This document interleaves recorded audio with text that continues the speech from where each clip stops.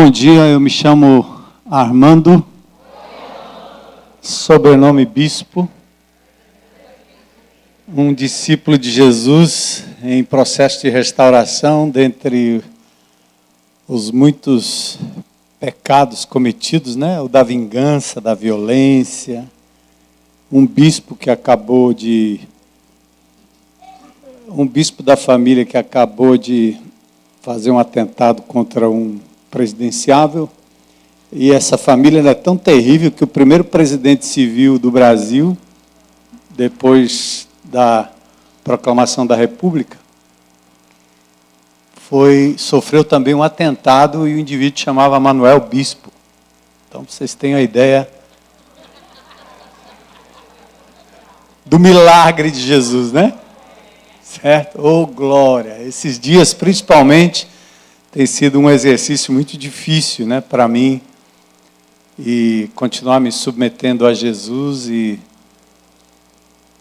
realmente olhar para Ele. Mas, por outro lado, né, eu vejo que nesses momentos de conflito e de lutas, e essa polarização maluca, a gente tem a grata oportunidade de não se pendurar em nenhum desses cabides humanos, né? Então, é muito lindo também perceber o quanto nós somos e devemos estar identificados com Jesus de Nazaré. Então, tem sido, ao mesmo tempo, frustrante, né? Enquanto você luta com as frustrações de tudo que está posto, de toda a polarização, você também tem a oportunidade de dizer, não é nada disso, não é lá nem cá. É Jesus, né? E é Jesus de fato. Então, eu estou muito feliz de estar aqui de manhã. Eu estava viajando, cheguei nessa madrugada, ainda meio grogue, né, da viagem, e muito feliz de estar aqui nesse lugar, estar aqui com vocês, pessoas que amam a restauração, que amam o Senhor Jesus. Feliz de ver seu Ronaldo, Dona Rita ali, né? Meus amores antigos, que voltaram aqui para nos visitar, né? Então, e outros amigos também. Vou subir aqui, puxa, o rapaz canta ali de baixo e o pastor sobe, né? Combina bem, não? Mas tudo bem. Então, hoje de manhã me foi incumbido falar sobre cultura de paz e não violência. Eu estava no avião, voando, né, e trabalhando no texto, né? Eu estava trabalhando no texto e ajeitando, e toda vez que eu olho, eu mexo em alguma coisa.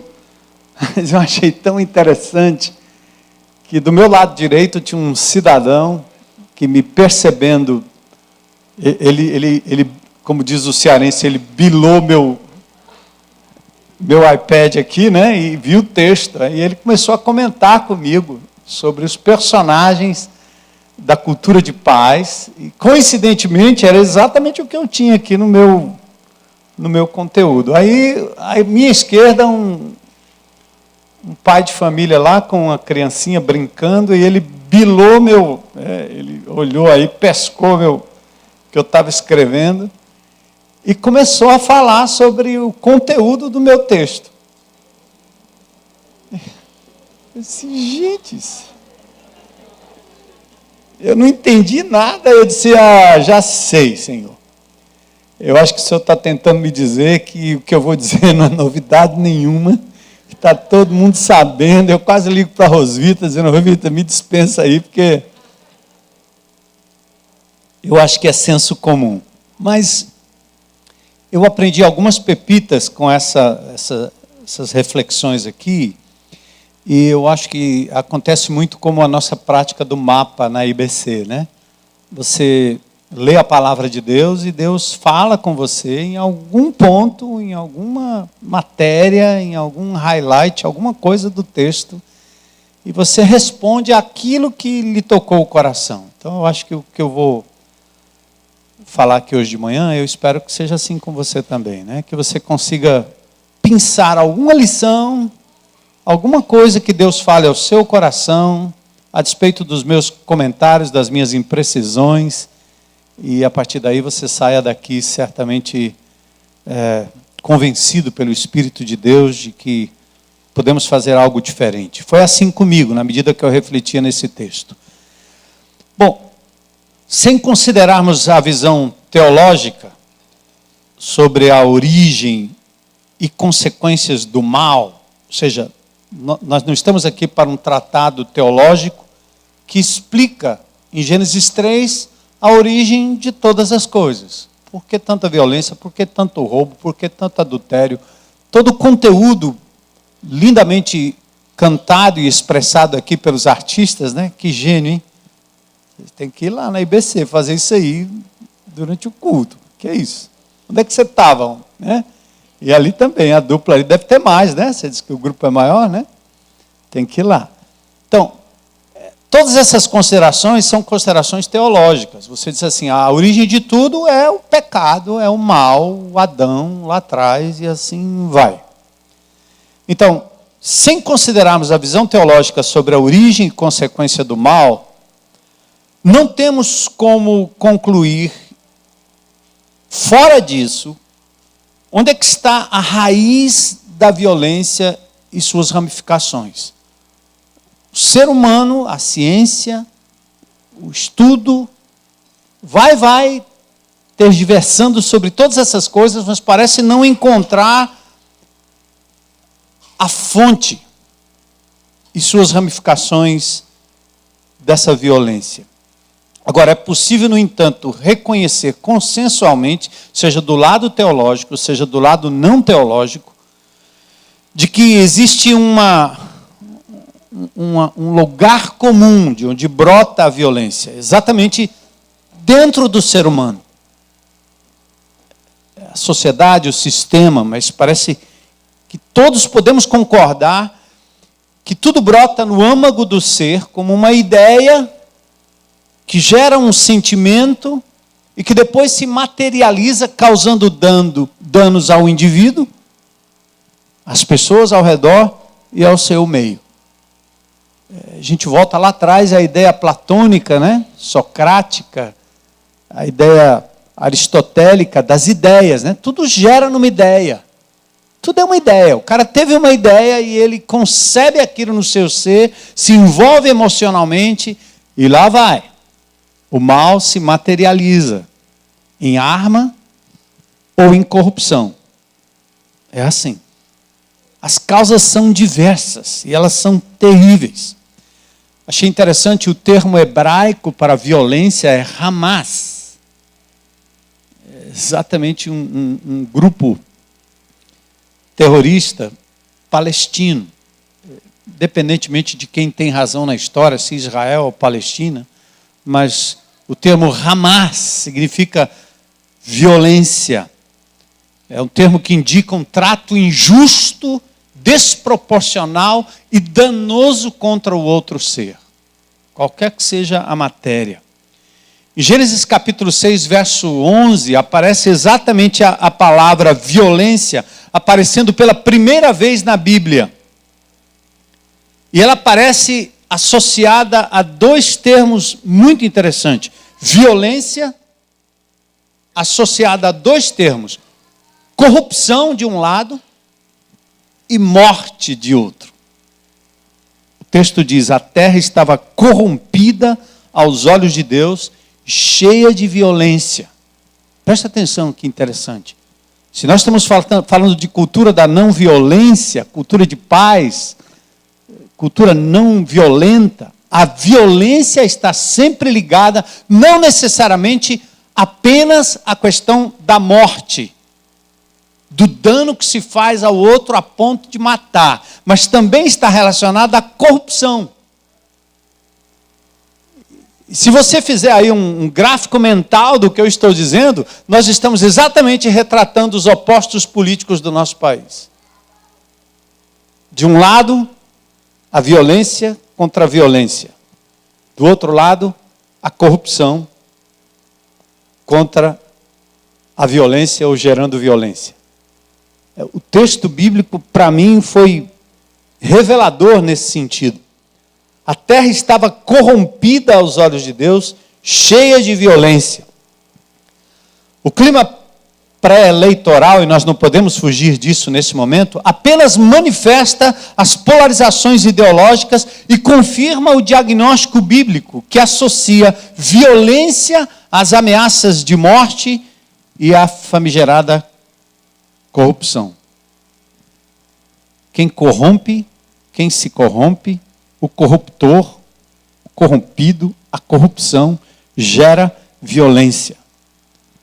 A tentativa de matar, tirar a vida, também, obviamente, desde a primeira agressão, gera violência. Então, a violência nasce no íntimo do ser humano, que acaba sendo ele mesmo contaminado, contaminando pessoas, contaminando o ambiente, e por isso a importância de um processo de restauração que não seja sistêmico, administrativo, governamental, eleitoral, mas o processo, se ele nasce no coração do homem, é importante que o processo de restauração também seja pessoal. Uma pessoa de cada vez. E às vezes nós não temos paciência e achamos que se tratarmos a questão do ponto de vista sistêmico, é por isso que nós nos apegamos a causas, grandes causas, achando que vamos resolver o problema da violência. Não se resolve porque parte do coração do indivíduo.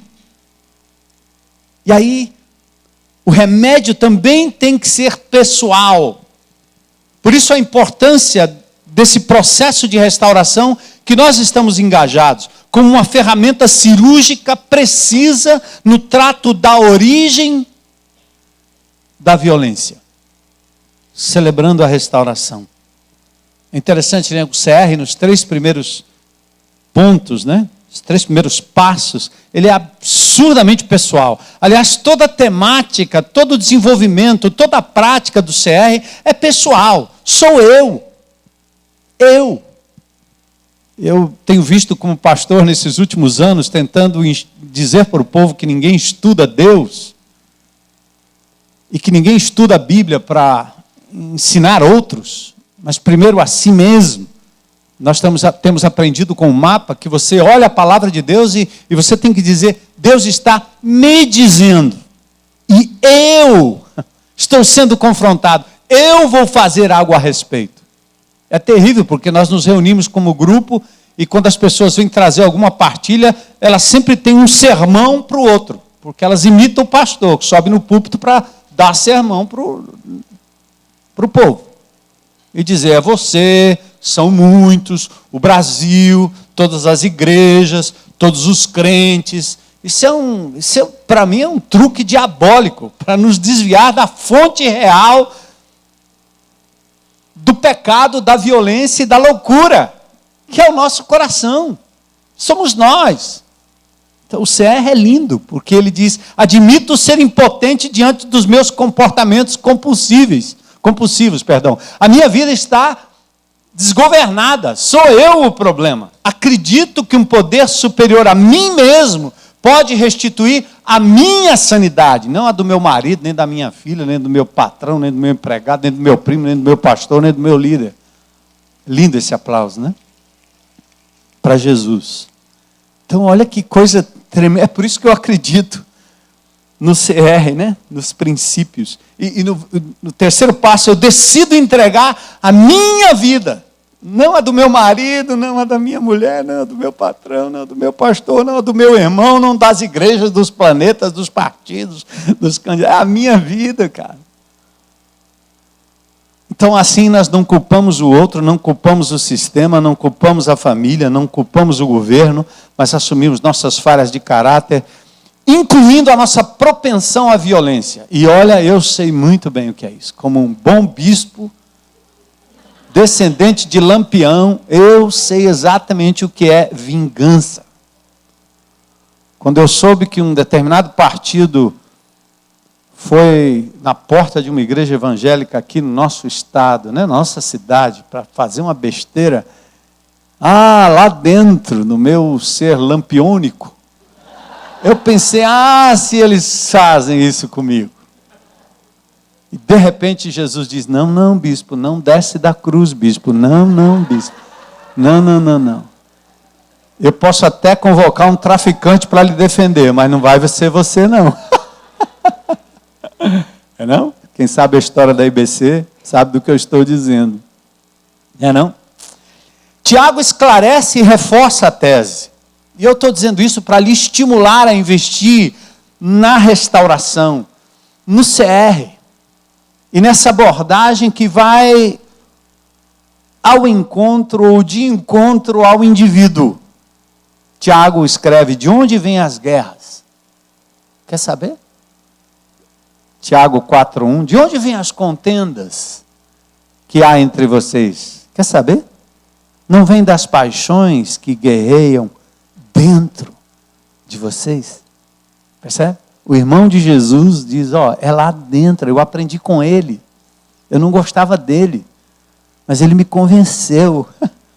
Meu irmão me disse, me falou que os maus desígnios procedem do interior. E aí Tiago repete isso. Guerras, polemoi, contendas, guerras. O fato é que nós estamos em constante guerra contra Deus, conosco mesmo, nossas emoções, nosso corpo, nossa vontade, guerra uns com os outros, guerreio contra as minhas limitações, contra o meu passado, contra o presente, faço guerra e faço da guerra e da violência o meu futuro possível.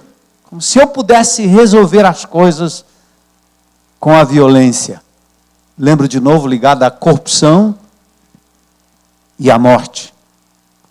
O estado de guerra faz brotar a violência contra Deus, contra nós mesmos, contra o próximo e contra o nosso meio ambiente. O nosso modo default ou default não é de paz, é de guerra. Divisão, contenda como cenários próprios para a manifestação da violência. Nesse caso, nós alimentamos e criamos ao nosso redor, querendo ou não, uma cultura da violência. E nós nem percebemos. Nossa linguagem é violenta. O pastor Carlos Queiroz, o papa dos evangélicos, ele é meu amigão. Eu gosto de andar com ele e conversar com ele. E ele diz, eu não acredito. A linguagem dos cânticos congregacionais é uma linguagem de violência. Posso pisar numa tropa. Como é que pisar na tropa? É uma linguagem de guerra, fui, conquistei e tal, e a gente gosta desse negócio, bélico. É a cultura da violência, não é não? A gente não descobriu que nós saímos do Velho Testamento, que teve o seu lugar, teve o seu contexto, que do ponto de vista da revelação progressiva, nós temos que compreender tudo que Deus fez do Velho Testamento, usou guerra assim, mandou matar assim, mas veio um novo Moisés. E o Sinai perdeu o seu lugar para o monte da transfiguração, das bem-aventuranças, e acabou no monte do Calvário, onde ele não mata, onde ele não é violento, mas é vítima e se põe como vítima da violência, voluntariamente. Talvez eu esteja revelando aqui nessa frase que eu acabei de dizer, uma das maiores lições que eu captei para a minha vida, meditando nessas coisas. Para os ímpios não há paz, diz o meu Deus. Isaías 57, 21. Por isso a paz é a única esperança plausível, não só para conter, como para eliminar qualquer resquício de violência no mundo, na igreja e em nós mesmos. E isso tem que começar pelo indivíduo, seus relacionamentos e seu meio. Aí vem Jesus, o príncipe da paz. E eu me preocupo com o fato de que nós conseguimos articular mentalmente, conseguimos cantar e falar sobre coisas do cristianismo que nós não entendemos de verdade como é que isso se processa na vida real. Como é que nós incorporamos isso? Como é que esse Cristo do discurso encarna de verdade no meu dia a dia?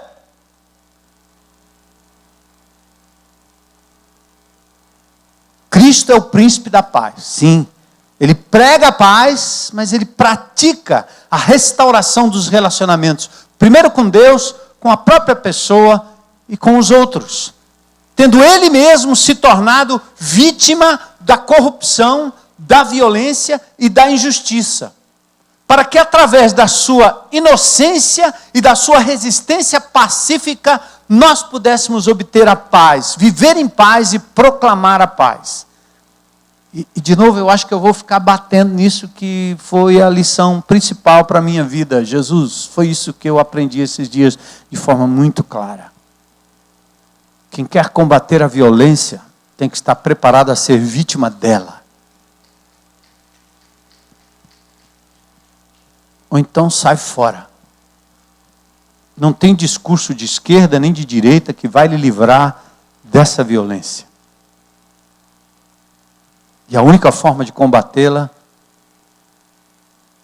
é se entregar a ela, para retribuí-la de uma outra forma. Tendo sido, pois, justificados pela fé, temos paz com Deus. E a paz de Deus. Interessante, né? A cultura da paz. Falando de Jesus, veja a época dele. Cristo não só foi o príncipe da paz, mas ele foi o maior dos pacificadores. Ele foi o autor do maior e mais completo compêndio ou tratado de paz, o Sermão da Montanha ou as Bem-aventuranças. Bem-aventurados, felizes, os pobres de espírito, os que choram, os mansos, os que têm fome e sede de justiça, os misericordiosos, os puros de coração, os pacificadores, os perseguidos e os injustiçados e caluniados. Está pronto. Em seus dias, nos dias de Jesus, eles viviam na Pax Romana. Olha que legal. Havia uma paz imposta pelas armas e pelo autoritarismo imperial. Desde Otávio Augusto, em 28 a.C., a Marco Aurélio, em 180 depois de Cristo. Cara, eles viviam em paz, não tinha problema. Eles podiam andar na rua normal, tranquilo. Pax Romana. Tinha um raio em cada canto. Não era um raio, eram muitos raios. Legiões, 600 soldados. O Império Romano impôs a paz pela força bélica. Hein? Que paz era essa? A cultura da paz romana era armamentista e sua eficiência dependia da presença das legiões, dos códigos e normas extremamente rígidos. Nesse contexto, os cristãos, na medida do possível, não se insurgiam contra Roma, tampouco se engajavam em seu exército. O historiador Celso condenou o cristianismo, dizendo assim, se todo o Império Romano se converter, ninguém mais vai à guerra, nós vamos morrer, nós vamos perder. O historiador sabia que a lógica cristã era outra. A cultura cristã de paz os preparava para sofrer até a morte. Entendam? Havia uma paz romana, uma paz social, uma paz imposta pelas armas. Mas ninguém podia se insurgir contra o império, contra suas leis. E por isso os crentes em Cristo Jesus, embora não estivessem frontalmente contra o império, mas pelo fato de não adorar o imperador, e ter um outro modus operandi ou modus vivendi, eles tinham que estar preparados para a morte, todo o tempo, para a morte. A cultura da Pax Romana era armamentista, como eu disse. Então a resistência não violenta implicava na coragem e na força para nunca adorar a figura de César e nunca lutar no exército romano. Interessante isso, né? A cultura cristã de paz os preparava para sofrer até a morte. Está pronto, irmão?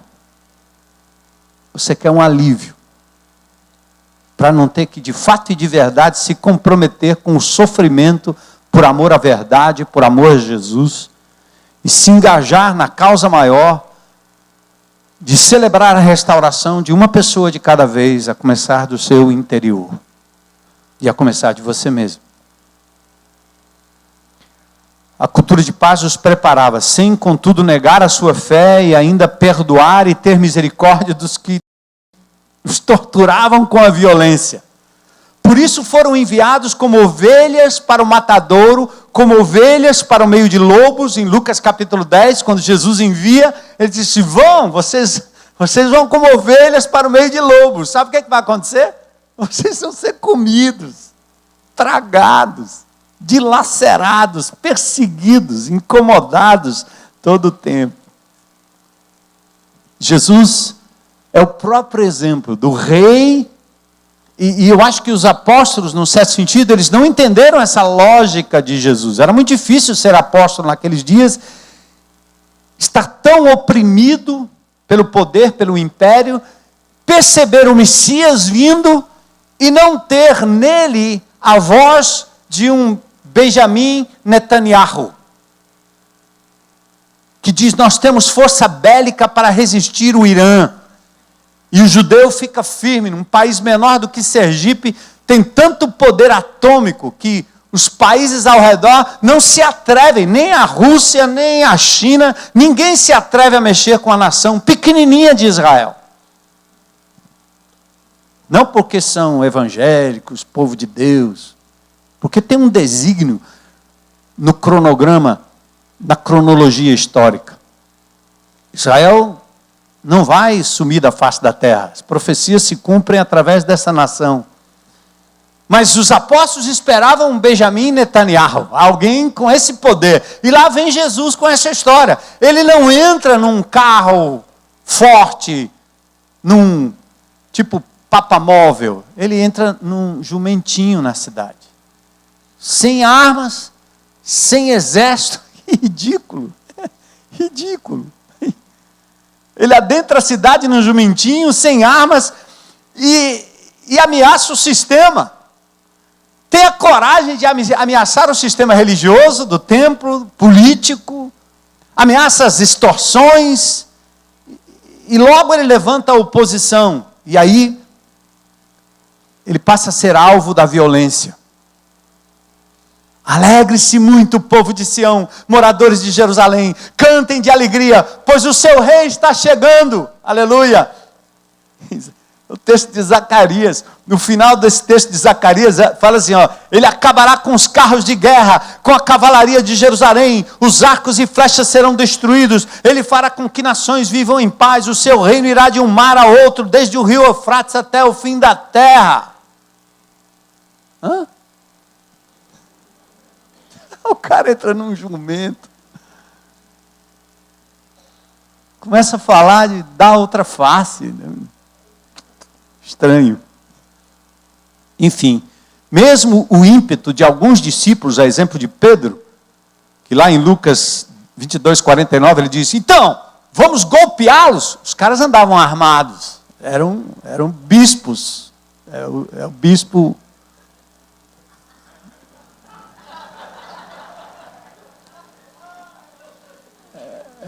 os caras andavam armados lá.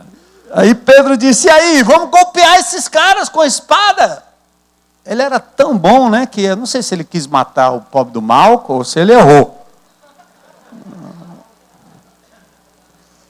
Mas mesmo o ímpeto dos discípulos não deram cabimento a uma postura que não fosse a promoção da paz, pela reconciliação, pelo perdão, pela resignação, até o martírio, em nome do príncipe da paz e sua cartilha, que norteou a cultura proferida no Sermão do Monte. E olha que legal, o que aconteceu na história? Onde foi que nós nos perdemos e nos tornamos bélicos, beligerantes, violentos na nossa linguagem, vingativos, capazes de tomar partidos, capazes de brigarmos por uma bandeira A, bandeira B, e nos esquecermos da promoção de Jesus? Se todos os cristãos brasileiros proclamassem Jesus com a mesma coragem e o mesmo ímpeto que estão proclamando a direita e a esquerda. Não é não? Mas sabe o que aconteceu? A Pax Romana complicou, inclusive, para o cristianismo, porque o imperador Constantino, ao cristianizar o império, anunciou para os cristãos que eles agora tinham o privilégio de servir no exército romano. Pronto, acabou a perseguição, gente. Vocês estão bem. Olha aí. A paz. E ainda tem mais. Agora vocês, como cristãos, disse Constantino lá, vocês podem combater numa guerra justa e santa aqueles que se opõem. Que tal? Olha aí. Abandonaram o Sermão do Monte, abandonaram o Príncipe da Paz e se tornaram agora adeptos do Sermão de Constantino e do Império Romano. Foi bom, hein? Você pode combater os inimigos com a nova cultura da guerra justa. Abandone o Sermão do Monte e o seu apelo de amar o inimigo para o sermão da morte, da corrupção e da retaliação. É isso aí. Destilando ódio contra os irmãos. Agora pode, debaixo de Constantino. Mas a cultura da paz preservou um remanescente. Ao longo dos séculos, minorias cristãs preservaram a cultura da paz sobre a bandeira da não violência, embora semeando justiça e resistência resignada aos ditames da cultura imperial e religiosa. Sabe, um grande ícone, eu não vou falar aqui da história porque o tempo não permite, mas eu vou só pular para um ícone dessa resistência pacífica, não violenta. Francisco de Assis, século 13º, né? Um guardião do evangelho da não violência. Ele apontou para o exemplo de Jesus e conduziu os cristãos a uma nova maneira de se viver comunidade.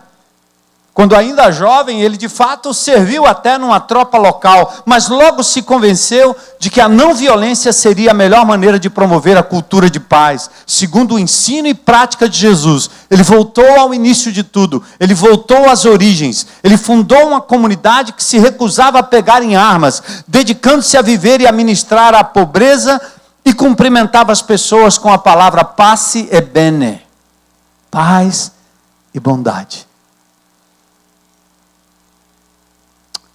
E aí o cristianismo foi, num certo sentido, pela providência de Deus, que sempre guarda um remanescente. Eu queria tanto, nesse momento da história, ser um desses. Mesmo que seja para morrer. Inspirados por Francisco de Assis, muitas ordens e comunidades religiosas priorizaram os atos de compaixão, tendo na caridade, no amor, a sua bandeira, segundo o Evangelho de Jesus, mesmo sendo meu inimigo. E no período da Reforma e da Contra-Reforma protestante, a cultura da não violência encontra eco em alguns movimentos, menonitas, anabatistas e outros, que inclusive serviram de base para culturas abolicionistas. Foi por eles, o cristianismo, que preservou o Sermão do Monte, não o Sermão da Morte, conseguiu fazer revoluções tremendas, chamadas causas libertadores, abolicionistas, trabalhistas, sufragistas, pacifistas e outras. E a história testifica que, embora a igreja tenha se envolvido em guerras e conflitos promotores da violência, muitas comunidades e mártires, como Gandhi, não cristão, mas baseado no Cristo do monte, da cultura da não violência, pregou e viveu a paz como cultura da não violência. Aliás, nosso maior exemplo de ativismo pró-cultura da paz e não violência foi um pastor batista, Martin Luther King Jr. Ele disse: a não violência é o caminho dos fortes. Segundo ele, só a resistência não violenta resiste.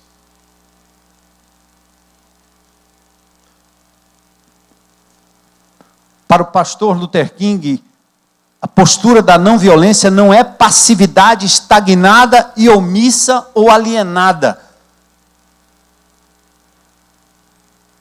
A derrota ou a humilhação contra o oponente dá lugar à busca pelo convencimento sob plataforma da amizade e da compreensão, destinados a sofrer a violência, para vencer a violência.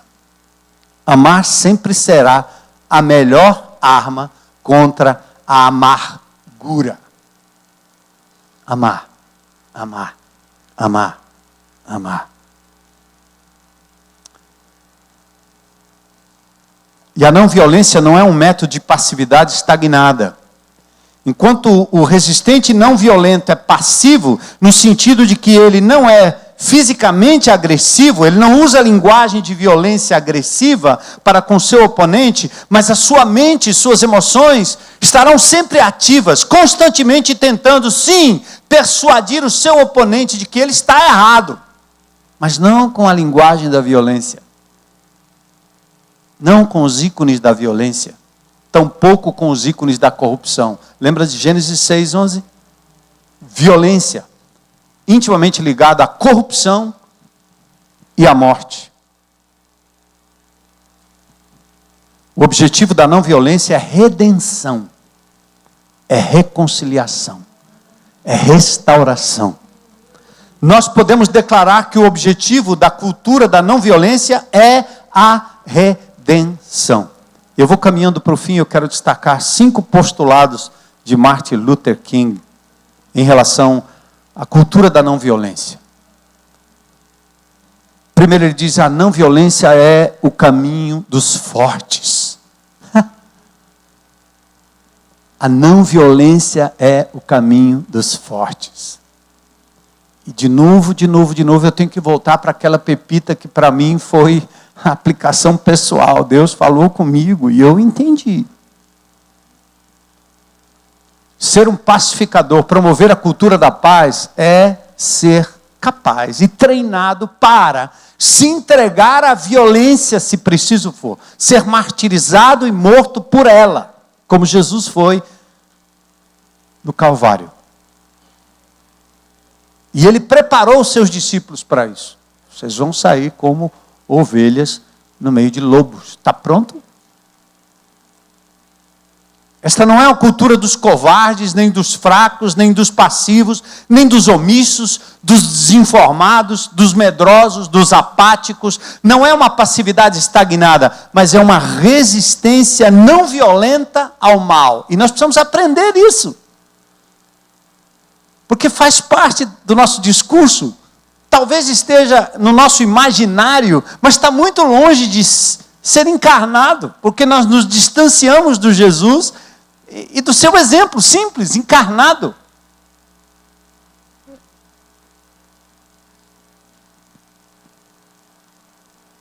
Estou lendo umas obras de Stanley Jones, e ele fala que nós estudamos o Sermão do Monte, mas não é o Sermão do Monte, é o Homem do Monte. Nós não temos que estudar frases lindas de Jesus, mas a pessoa que vem para reinar e entra no Império Romano, num jumento, sem armas, falando contra o sistema, ameaçando o sistema, amando, incomodando, e vai até o final, a ponto de se entregar como um fim último. A maneira dele promover a paz com Deus, com o próprio ser, com o ser e o outro, o ser e a natureza, foi se entregando para morrer. Eu preciso estar pronto para isso. Mas não porque eu fiz algo errado, não porque eu usei a violência, não porque eu usei a corrupção, não porque fui corrupto, não porque fui violento, mas porque eu amei com o amor de Jesus, até o fim, até o fim, até o fim. Não interessa quem. A não violência é o caminho dos fortes. Segundo ponto de Luther King, faço uma referência aqui a Raízes da Resistência, a Ética da Não Violência de Martin Luther King, escrito por William D. Watley, Judson Press, 1985. O segundo ponto, o objetivo da não violência é a redenção e a reconciliação. Esse é o objetivo. Ao expressar a não violência pelo boicote ou pela abstinência daquilo que é injusto, não fazemos disso um fim em si mesmo, mas apenas como meios de despertar o sentimento de vergonha moral no adversário. Por isso nós vamos continuar. Fortaleza pede paz. A gente vai com meia dúzia de pessoas chorar em frente ao Palácio da Abolição e eles fazem uma barricada e chamam 1 milhão de... mobilizam soldados contra pessoas que vão lá chorar. Não tem um pedaço de pau, não tem uma foice, não tem uma faca, não tem uma arma, não tem nada. Nossa arma o que é? É o pranto, é o choro. É o tema de Lemuel lá, né? Dar voz a quem não tem voz, só isso. Então, o objetivo do que quer que façamos em prol da paz, de forma pacífica e contundente, será sempre despertar o sentimento da vergonha moral no adversário. Pronto. A não violência, é o terceiro ponto, procura derrotar o mal e não as pessoas. Aqui tem um ponto-chave. Foca nas forças do mal e não nas pessoas que o praticam, né, aliás. Foque nas forças do mal e não nas pessoas que o praticam. E aí a gente vê a linguagem de violência dos crentes em Cristo Jesus apontando para um lado e para o outro, não é não? A linguagem da violência. Vão conseguir o quê com isso? Estão defendendo o quê, afinal? Que linguagem é essa? É reflexo da sua postura oposicionista, mas não é reflexo do pacificador, do Cristo. Então, focar nas forças do mal e não nas pessoas que o praticam, compreendendo que mesmo o agressor é uma vítima do mal. Não para isentá-lo, mas ele também é vítima. Reconciliação e não a derrota do oponente é o que evita que sejamos adversários, causando um mal maior que o próprio oponente causa. Reconciliação. Lembra de Efésios 6,12? Nossa luta não é... Nossa luta não é contra o Lula, nem contra o Bolsonaro. Nem contra o Haddad, nem contra o Bolsonaro. Não é contra o Camilo, nem contra Roberto Cláudio. Eu não morro de amores por eles, certo? Mas Deus tem me dado uma vontade de ir lá dar um beijo em cada um. Eu já pedi para marcar a audiência. Eu falei esse dia no culto, né? Estamos esperando a hora. Eu vou. Meu cara, você já ganhou por WO. Então, em nome de Jesus, vem cuidar dos meninos da favela. Olha, tudo que vocês descreveram é o que acontece. Vem, cara. Cadê os caras engravatados que sentam aqui, né? Quando é que eles aparecem lá para resolver o problema do esgoto? Ou será que eles agem, né, na sua maioria, como urubus, que quanto mais animal abatido, mais comida tem? Então a gente mantém o cara ali, semi-morto, até que morra, entre em estado de putrefação, e aí...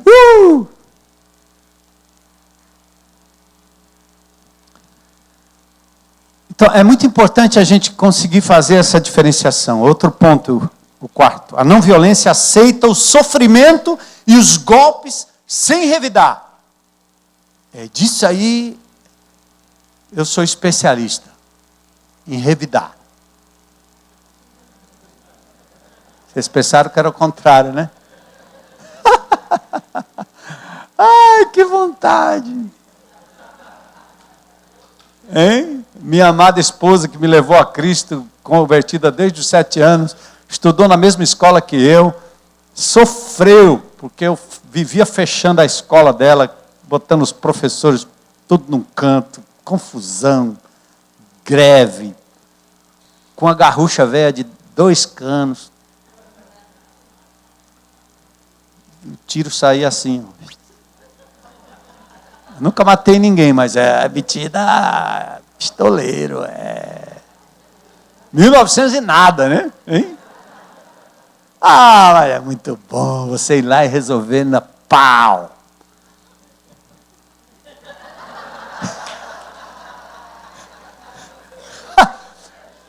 O Brennan Manning para dizer, né? O impostor que vive em nós, né? Quando a gente deixa ele sair, só no CR a gente pode fazer isso, né? Não? Se na igreja normal a gente é excluído.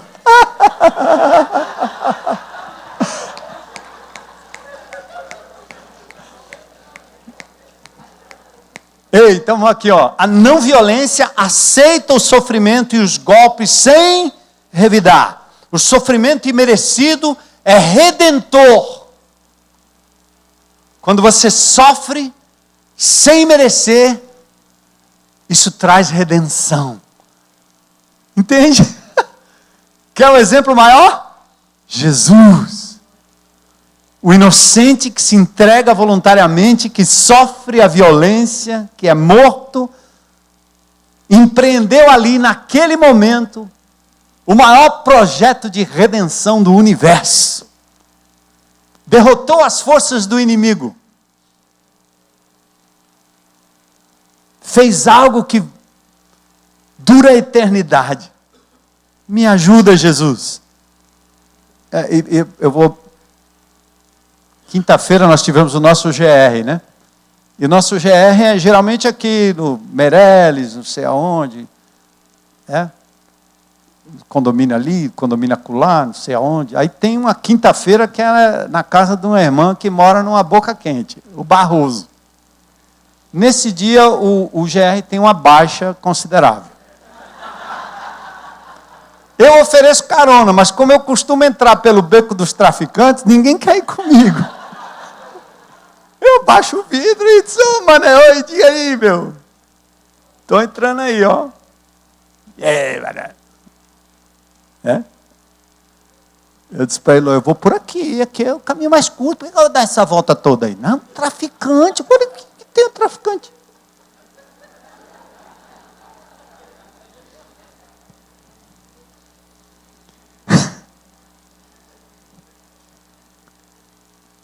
Aí abaixa, né? Aí, então, eu estava me preparando para essa palavra aqui, aí uma mulher, lembra, Ló, aquela senhora, dando testemunho, gente, ela falava rindo, assim, com a cara de anjo.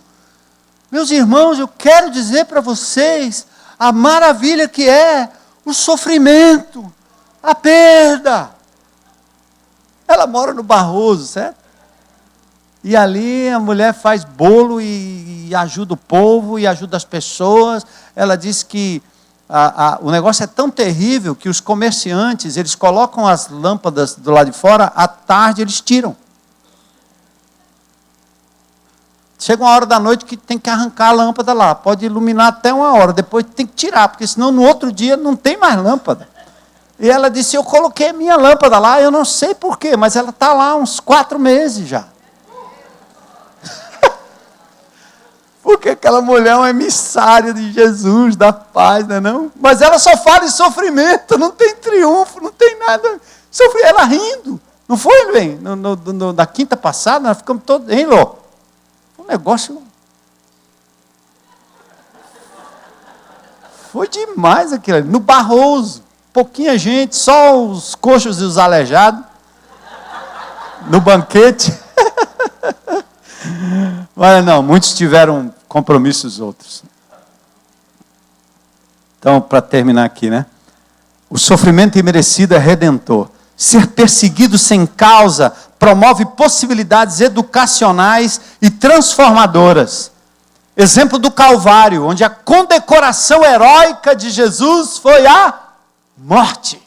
Sua coroa foi de espinhos. Oh, meu Jesus, maravilhoso. cujos resultados propiciou o quê? Paz com Deus e a paz de Deus. Martin Luther King Jr. recomenda que na cultura de paz possamos dizer como Gandhi: nós nivelaremos a sua capacidade de infligir sofrimento, a nossa capacidade de suportar o sofrimento. Isso falando com os algozes, tá certo? Seu inimigo, nosso inimigo. Sua força física será combatida com a força da nossa alma. Não te odiaremos, mas não podemos com toda boa consciência obedecer às suas leis injustas. Faça de nós o que quiser, e nós ainda o amaremos. Em breve, vamos cansar você pela nossa capacidade de sofrer. E ao ganhar a nossa liberdade, apelaremos tanto ao seu coração e consciência, que vamos conquistá-lo no processo. Gente, é de arrepiar, não é não? É um pagão que disse aí, o pagão falou isso aí. Um pagão inspirado porque leu o Sermão do Monte, né? Conheceu uma faceta do Jesus que nós falamos que habita em nós, que está em nós, na nossa boca, que a gente canta todo dia. Então eu termino aqui, que eu já ganhei um cartãozinho amarelo. A não violência baseia-se na convicção de que o universo todo está do lado da justiça. Num sentido, vamos colocar aqui agora, espiritual mesmo. Os que creem na cultura da não violência têm uma fé inabalável no futuro. Está sempre cheio de esperança. Segundo Luther King, podemos ter certeza de que temos um companheiro cósmico na luta pela justiça. E ele está trabalhando em nosso favor. Amém? Podemos e devemos usar todos os meios não violentos para lutar pela paz, sabendo que seremos perseguidos ou presos, mas estaremos forçando o oponente a lidar com a injustiça e promover o caminho da paz.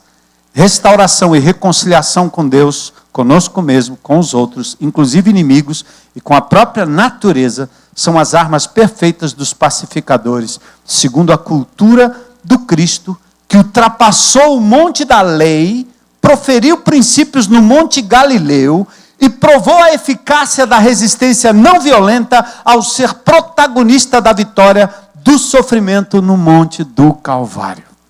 Essas imagens ficaram muito claras na minha mente esses dias.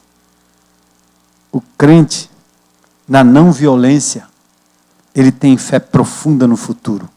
Ele sabe que em sua luta pela justiça tem um companheiro eterno. Glória a Deus. Glória a Deus.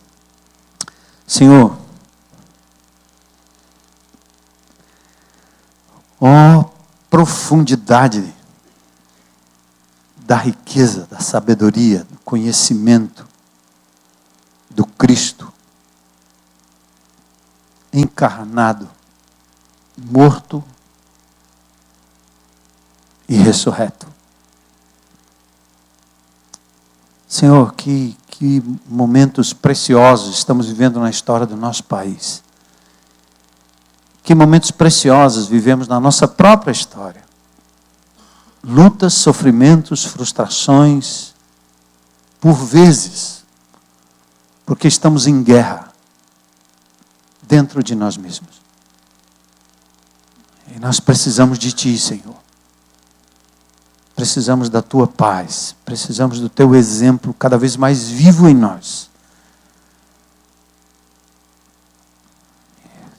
Talvez esses dias mais do que nunca eu preciso dizer ao meu Senhor: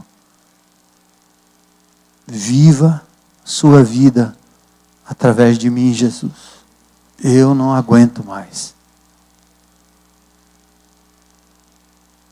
Não me deixa tirar os meus olhos de Ti. Me faz um propagandista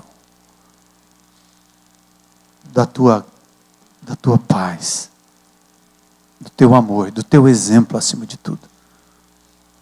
Eu não quero compreender Tuas palavras, eu quero Te conhecer cada vez mais. Eu não quero estudar Tua palavra. Quero ouvir Tua voz falando comigo. Que nesses dias a gente impunha essa palavra poderosa e que nos dê forças através dessa ferramenta maravilhosa do Celebrando a Restauração, desses 12 passos que tanto se assemelham ao Sermão do Monte, Que assim possamos alcançar o indivíduo, as comunidades, quiçá bairros, que nesse Brasil todo e mundo afora, sejamos bem-aventurados por celebrarmos um dia de cada vez, uma pessoa de cada vez, a restauração e a não violência. Nós pedimos isso em nome de Jesus. Amém.